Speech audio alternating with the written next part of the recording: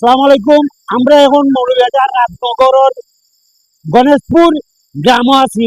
এখানেও বন্যায় কবিত গতকালকে যে বানগুলা চলছে সেই বানের পানিগুলা আপনার আস্থা গ্রাম জুড়িয়া লইছে।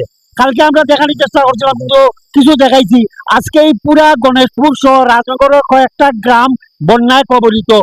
তারপরে আরো কিতা কইতাম আপনারা যে এখানের মানুষ এত কষ্ট। আমি এখন যেখানে দাঁড়াইয়া আছি এখানে হইল কি আপনার এই মেইন রাস্তার উপরে যে চলাচল, এদিকে মানুষ চলাচল করতে পারে না, আটকিয়া জায়গা। পানির স্রোত কি স্রোত আপনারা দেখতে পারা, এবং এত কয়েকটা বাড়িঘর পানির তলে। এদিকে আমরা আজ সকালে একজন মানুষ মারা গেছেন এবং বন্যায় কবলিত, বন্যার মাঝেই মারা গেছেন। এটা আমরা ইয়া এখন খবর পাইছি। আমরা এই রাস্তা দেখার সুযোগ পাইলাম না। এটা আমরা যেখানে আছি এখানে বাক্কা দূরে যে আপনারা আমরা লোকে তখন আমরা চেষ্টা করবো আপনারা দেখানির লাগিয়া। আর রাজনগরবাসীর লাগি আপনারা যে ঠিকানা আছেন আল্লাহর কাছে দোয়া করবা। রাজনগরবাসী তারা আল্লাহ হেফাজত করতা, এবং প্রশাসন সহ আপনারা যারা যারা অর্থ আছে, যারা সাধ্য আছে, এই এলাকায় বন্যা কবলিত মানুষের লাগিয়া ত্রাণ যা পারই আপনারা লইয়া উকা। তারারে এই ত্রাণ দিয়ে আমরা সাহায্য করি। তারার পাশে দাঁড়াই। মানুষের জন্য, জীবনের জন্য ও স্লোগানটা রাখি আমরা সামনে যে আগ্রহী যাই। আপনারা মনে রাখবা, আপনারা একটা সাহায্য একজন মানুষের প্রাণ দিব, একজন মানুষের এই বিপদ থেকে উদ্ধার করবো।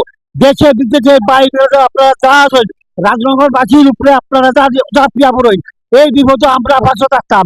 রাজনগরবাসী আমরা মৌলভীবাজারের সন্তান। আমাদের মৌলভীবাজার রাজনগর এই আসনের এই এলাকার মানুষগুলো মৌলভীবাজারই হইলেও আজকে আমরা রাজনগরবাসী কষ্ট করেন না, কষ্ট আমরাও করাম। তারা কষ্ট দেখে আমরা দুঃখ লাগে, আপনারা দুঃখ লাগতেইব। আউকা আপনার মাঝে তারা লাগি আমরা যা পারি করবো, তখন আমরা পেজর লগে দেখানোর চেষ্টা করবো। আমরা এখন পাই গেছি মৌলভীবাজারের একজন জুলিয়া শপিং সেন্টারের বড় ব্যবসায়ী। আমি জানি না তার বাড়িতেও তার বাড়িও তাই আইসই আইয়া তার বাড়ি করতে তার সম্বন্ধে জানবো যে এই এলাকার পরিস্থিতি এবং এই এলাকার এই মানুষের কি কষ্ট। দাদা আদাব, একটু খোকা চাই না ইন্ন তো আপনার বাড়ি এবং কত গড় বাড়ি পানি নিচে একটু খোকা অনেক হলে প্রায় 150-200 একটু কোনটি না আমরা 2 গ্রামে এখান মতো গণেশপুর 2টা গ্রামে 250 জনের দিব, 250 জনেতে টোটালি পানি নিচে। এই মুহূর্তে কেন কি ধরনের সহযোগিতা হইলে ভালো হইব মানুষ, মানে এখানে প্রয়োজন, যেমন ঔষধ, শুকনা খাবার কিতা আপনি মনে করেন? শুকনো খাবার তো অবশ্যই প্রয়োজন, কারণ সবাই ঘরে বন্ধিত। এখন সবারই পানির প্রয়োজন। মানে মনে করেন যে খাবার, তার বিশুদ্ধ পানি জলের ব্যবস্থা কি বা ওষুধ যেটা, এগুলার খুব প্রয়োজন।